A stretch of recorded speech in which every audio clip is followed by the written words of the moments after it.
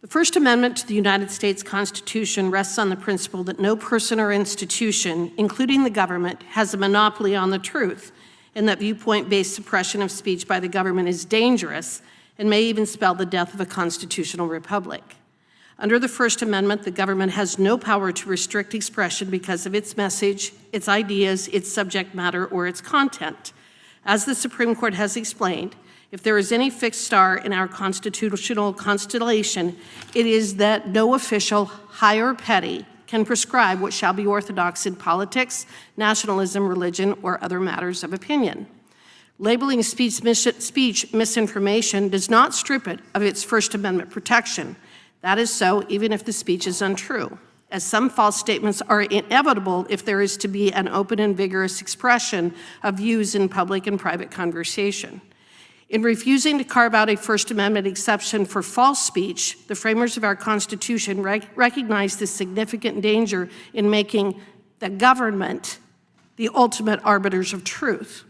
And it is axiomatic, in the words of the Supreme Court, that the government may not induce, encourage, or promote private persons to accomplish what it constitutionally is forbidden to accomplish.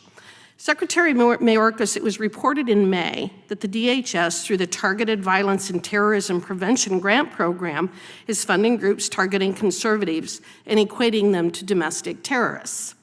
Originally intended to combat foreign terrorist organizations' operations in the U.S., it has become yet another government tool weaponized against citizens to violate First Amendment protection protected affiliations and speech.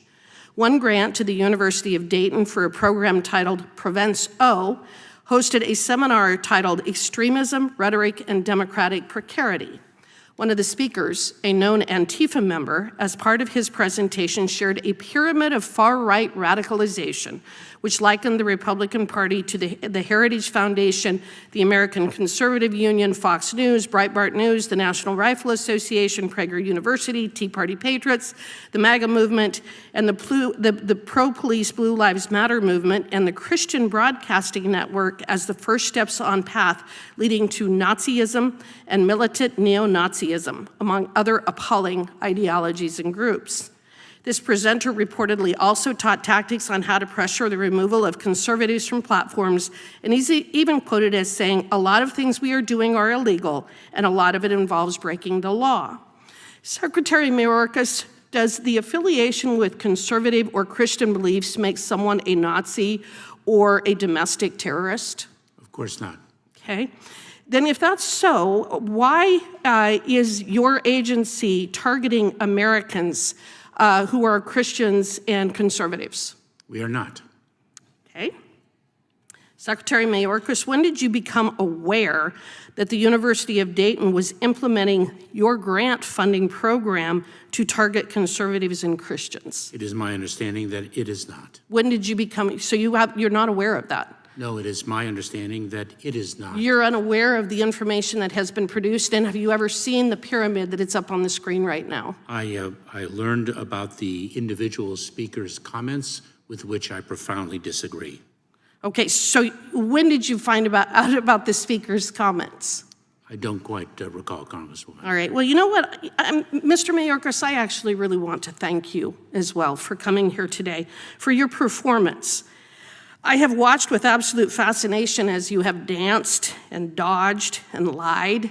Yes, lied. We know you've lied, you know you've lied, but more importantly, the American public knows that you lied throughout your testimony today.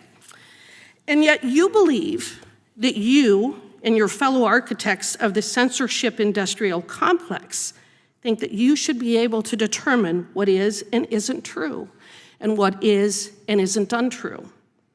You are the walking, talking epitome of the very tyrant that our forefathers recognized would gravitate towards government service. And it is because of people like you that they drafted the First Amendment. I thank them for their foresight. I thank them for recognizing that you and people like you would do everything in your power to control speech, to control freedom, to take away our rights.